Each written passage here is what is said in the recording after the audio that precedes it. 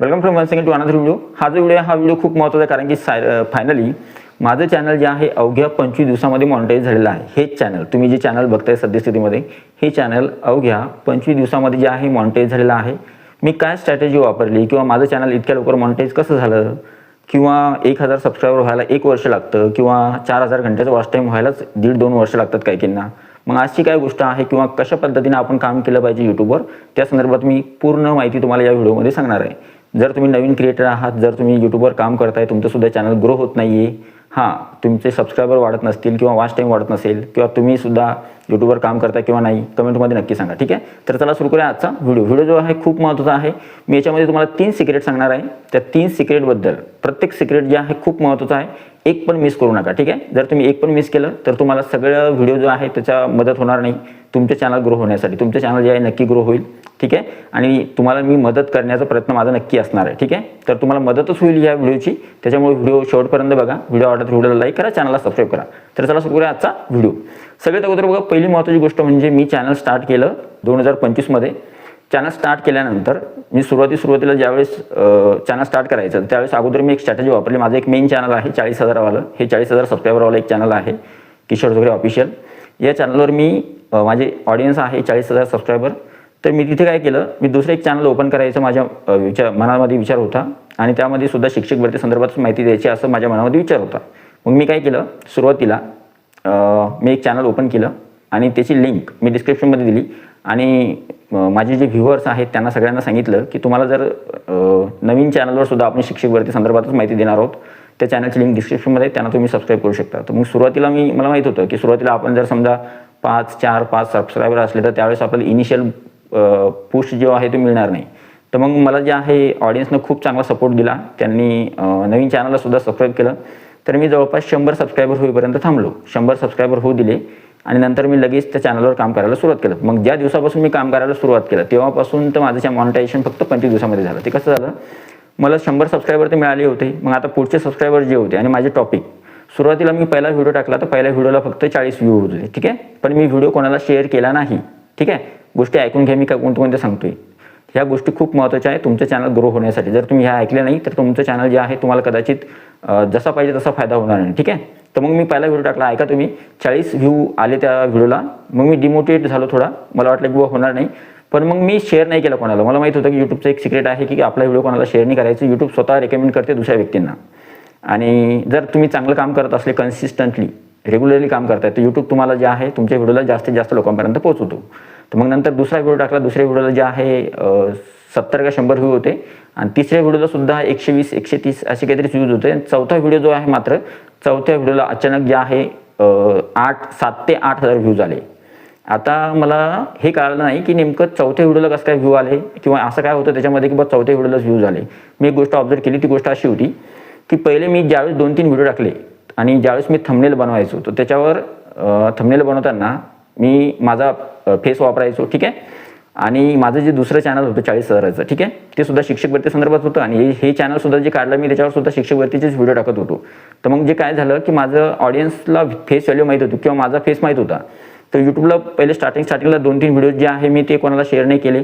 आणि चौथा जसा व्हिडिओ आहे, जसं ते कीवर्ड्स असतील किंवा आपण कीवर्ड्स लिहितो किंवा SEO करतो व्हिडिओचं ते, आणि माझा थंबनेलवरचा फेस, या सगळ्या गोष्टी ज्या आहेत ऑडियन्सला दिसल्या आणि त्यांनी क्लिक करायला सुरुवात केली. आणि तो व्हिडिओ जशी त्या चॅनलवर इन्फॉर्मेशन देत होतो तशीच इन्फॉर्मेशन या चॅनलवर होती. आणि हा टॉपिक चांगला होता, व्हिडिओचा टॉपिक खूप महत्त्वाचा होता. त्याच्यामुळे हा व्हिडिओ जो आहे तो व्हायरल झाला 8,000पर्यंत. आणि नंतर मी दुसरा व्हिडिओ टाकला तो 6-7 हजारापर्यंत. तिसरा व्हिडिओ टाकला तो 9,000पर्यंत. असे 3-4 व्हिडिओमध्ये जे आहे माझं जे आहे जवळपास 1,000 सबस्क्रायबर, म्हणजे पुढच्या 5-6-7-8-10 व्हिडिओमध्ये 1,000 सबस्क्रायबर पूर्ण झाले होते. राहिला आता 4,000 घंट्याचं वॉच टाईम. मला थांबावं लागलं फक्त 4,000 घंट्याच्या वॉच टाईमसाठी. मग मी 10-12-15 दिवस झाले वॉच टाईम बघितला, 1500, 1600 किंवा 1700 वॉच टाईम होता काहीतरी. मग मी अजून थोडं टॉपिकवर रिसर्च केला. जे टॉपिक जिच्यावर व्ह्यूज आले होते त्या व्हिडिओजवरच मी अजून थोडे तशा टॉपिकवर अजून व्हिडिओ बनवण्याचा प्रयत्न केला. तर ते टॉपिकसुद्धा चालले आणि माझं वॉच टाईम 2400पर्यंत गेला. मग मी म्हटलं आता काही दिवसामध्येच आपलं होऊ शकतं मॉनिटायझेशन. तोपर्यंत मला एक जे आहे गुड न्यूज मिळाली, ती अशी होती, माझं चॅनल हाफ मॉनिटायझेशनसाठी अप्लाय करू शकता तुम्ही, असा मला मेसेज आला. मग मी 500 सबस्क्रायबर असतात आणि जर तुमचे 3,000 घंट्याचं वॉच टाईम 3,000 घंटे झाल्यानंतर 2400 नाही 3,000 घंटे झाल्यानंतर 3000 घंटे झाले आणि 500 सबस्क्रायबर झाले होते, तर मला हाफ मॉनिटायझेशनसाठी अप्लाय करावं लागलं. हाफ मॉनिटायझेशन जर अप्लाय केलं आणि तुम्ही विश्वास ठेवणार नाही, 15 का 20 दिवसानंतर हाफ मॉनिटायझेशनसाठी अप्लाय केलं आणि माझं फुल मॉनिटायझेशनचं अप्रुव्हल येण्या अगोदरच माझं 4000 घंट्याचा वॉच टाईम सुद्धा कंप्लीट झाला. म्हणजे पुढचे 2-3 व्हिडिओ जे आहेत मी रेग्युलरली काम करत होतो ना, एक दिवस पण असं नव्हतं की मी गॅप ठेवला. तर ते 2-3 व्हिडिओमध्ये काय झालं, ते 3000चं वॉच टाईम 4000 4500 पण झाला.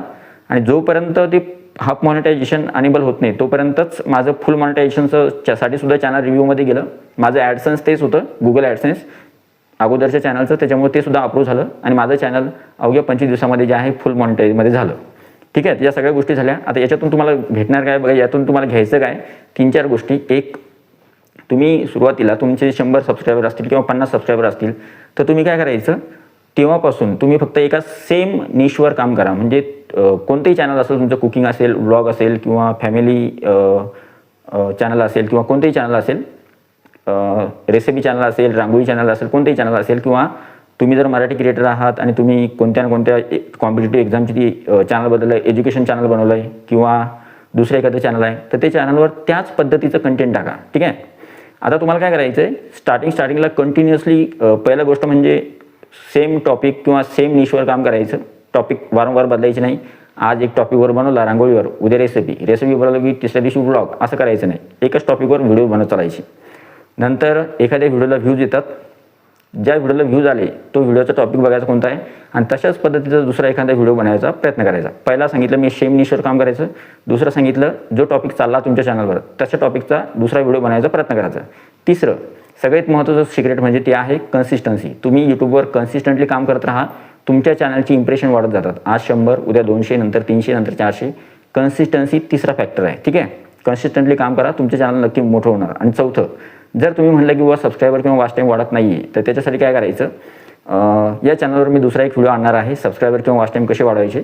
तर त्याच्या संदर्भात तुम्ही तो व्हिडिओ बघण्यासाठी चॅनलला सबस्क्राईब करू शकता. मी तुम्हाला पुढच्या काही दिवसांमध्ये ती व्हिडिओसुद्धा देईल, सबस्क्रायबर आणि वॉच टाईम कसे वाढवायचे त्या संदर्भात व्हिडिओ येतील.